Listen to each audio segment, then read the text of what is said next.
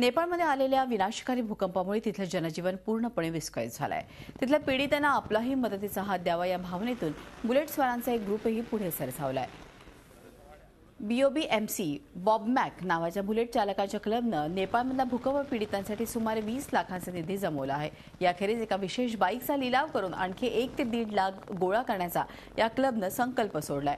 दरम्यान या क्लबनं याच हेतूसाठी काल एक रॅली काढली। त्यात मुंबई, ठाणे, नवी मुंबई ते जवळपास 700 ते 800 बुलेट चालक सहभागी झाले होते।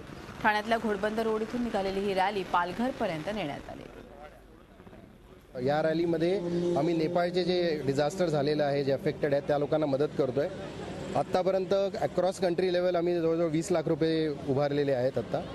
आणि BOBMC या फ्रेटर्निटी खाली आम्ही अजूनही एक बाईक पण ऑक्शन करतोय। त्या बाईकच्या ऑक्शनमध्ये जे काही पैसे मिळतील ते आम्ही नेपाळ डिझास्टरच्या लोकांना देतोय। बुलेट रॅलीवाले जे आहेत बाकीचे सगळे त्यांना आम्ही एकच सांगतो की जे इंडिव्हिज्युअल राईड करतात किंवा क्लबमधनं करतात त्यांना सांगतो की BOBMCच्या फ्लॅगच्या अंडर या, कारण BOBMC जे एकत्र येऊन आपण जे काम करू शकतो, सगळेजण एकत्र येऊन संघटित होत, ते एकटा माणूस काम नाही करू शकत।